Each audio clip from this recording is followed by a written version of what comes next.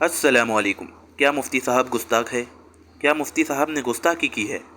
Social media پر لوگ چھوٹی چھوٹی ویڈیو اپلوڈ کر کے کہہ رہے ہیں کہ مفتی صاحب نے گستاخی کی ہے۔ یہ ویڈیو مفتی صاحب نے اپنے یوٹیوب چینل پر اپلوڈ کیا ہے۔ یہ ویڈیو کو آپ لاسٹ تک ضرور دیکھنا۔ الرحمن الرحیم نحمدہ ونصلی علی رسولہ الکریم۔ میں یہاں سفر میں ہوں اور نیٹ ورک پرابلم کی وجہ سے بار بار سگنل چونکہ ڈراپ ہو رہے تھے تو میں یہ وضاحت ریکارڈ نہیں کروا سکا جلدی۔ میرے خلاف سوشل میڈیا پہ ایک پروپیگنڈا چل رہا ہے کہ میں نے یہ کہا ہے کہ قرآن میں معاذ اللہ نقل کفر گرامر کی غلطیاں ہیں۔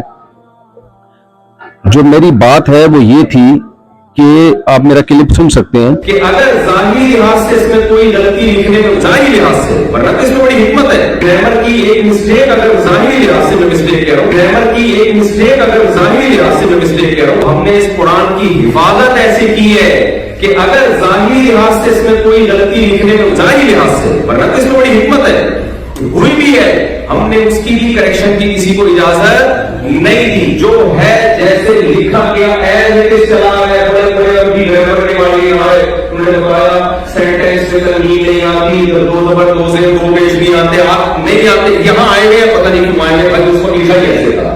جس کتاب کی میرے بھائی ایسے حفاظت ہوئی ہو کہ اس کی گرامر کی ایک مسٹیک اگر ظاہری لحاظ سے میں مسٹیک کہہ رہا ہوں ہوئی ہے، اس کو ٹھیک کرنا کسی کے لیے ممکن نہیں ہے، تو جو ٹھیک آئے تھے ان کو کون چینج کر سکتا ہے؟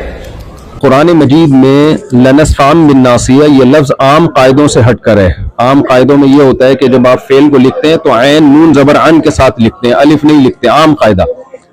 تو صحابی رسول نے اس کو عام قاعدے کے خلاف لکھا ہے، تو اس عام قاعدے کے خلاف کو میں نے کہا ظاہری لحاظ سے گرامر کی غلطی ہے، ظاہری لحاظ سے، ظاہر کا لفظ بتا رہا ہے کہ حقیقت میں نہیں ہے، تو ظاہری لحاظ سے یہ عام قاعدے سے بالکل ہٹا ہوا ہے، 100% ہٹا ہوا ہے، یوں کہا ہے۔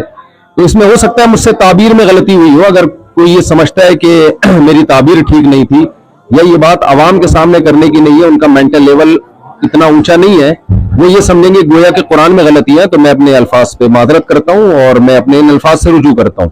لیکن میرا منشا ہرگز ہرگز ہرگز قرآن مجید کی توہین نہیں ہے، کیونکہ میرا پورا بیان قرآن کی تصدیق پہ ہو رہا ہے، قرآن کی صداقت پہ ہو رہا ہے۔ اس کا ایک ایک لفظ جو ہے وہ لوح محفوظ میں محفوظ ہے اور اسی کے مطابق لکھا گیا، اسی کے مطابق پڑھا گیا، اور اللہ کی ذات سے نکلا ہوا کلام ہے۔ تو سوچئے کہ جو شخص قرآن کی صداقت کو بیان کرنے کے لیے آیا ہو، وہ کیسے قرآن کو کہہ سکتا ہے کہ معاذ اللہ یہ غلطیوں کی کتاب ہے، معاذ اللہ۔ میرا کلپ آپ سن سکتے ہیں۔ دوسری بات، نبی صلی اللہ علیہ وسلم کی شان کے لحاظ سے جو میں نے یہ بات کہی کہ آپ صلی اللہ علیہ وسلم لکھنا پڑھنا نہیں جانتے، ہمارے نبی کے بارے میں پوری امت کا اجماع ہے، بھائی نہ لکھنا جانتے تھے اور نہ پڑھنا جانتے۔ میں نے ہرگز ہرگز آپ کو ان پڑھ کا لفظ آپ کے لیے استعمال نہیں کیا، یہ توہین کا لفظ سمجھتا ہوں میں۔ میری طرف کسی نے منسوب کیا کہ میں نے یہ کہا ہے کہ میں نے نبی کو معاذ اللہ ان پڑھ کہا ہے، ہرگز نہیں۔ میں نے کہا آپ صلی اللہ علیہ وسلم لکھنا پڑھنا نہیں جانتے، یہ لفظ امی کا ترجمہ ہے، اور یہ بھی نبی صلی اللہ علیہ وسلم کی شان میں بیان کیا ہے۔ مقصد یہ ہے کہ آپ صلی اللہ علیہ وسلم جو لکھنا پڑھنا نہیں جانتے پھر بھی تمام علوم کے حامل ہیں، کیونکہ آپ نے براہ راست اللہ سے علم لیا ہے، اور اللہ کے بعد میرا عقیدہ ہے کہ آپ صلی اللہ علیہ وسلم سے بڑا علم والا اس کائنات میں اللہ نے پیدا نہیں کیا۔ تو آپ لکھنا پڑھنا نہ جاننے کے باوجود ساری دنیا کو آپ نے پڑھایا ہے، ساری دنیا آپ سے سیکھنے کی محتاج ہے، تو یہ نبی صلی اللہ علیہ وسلم کا معجزہ ہے، اور جب کسی کا معجزہ بیان کیا جاتا ہے تو معجزہ اس کی تعریف میں ہوتا ہے۔ پھر بھی میں سمجھتا ہوں کہ اگر کسی کو یہ میرے لفظ سے یہ لگا ہے کہ میں نے سید الانبیاء صلی اللہ علیہ وسلم کی توہین کی ہے تو میں اس سے بھی معذرت چاہتا ہوں، اور میرا عقیدہ یہ ہے کہ میں یہ سعادت سمجھتا ہوں کہ ناموس رسالت پر اگر میری موت واقع ہو جائے تو میں سمجھتا ہوں اس سے بڑی کوئی دنیا میں کامیابی نہیں ہے۔ تو سید الانبیاء صلی اللہ علیہ وسلم کا پیغام ہی ہے، اور آپ کی سیرت ہی ہے، اور آپ کی تعظیم ہی ہے جس کو لے کر ہم دنیا میں گھوم رہے ہیں۔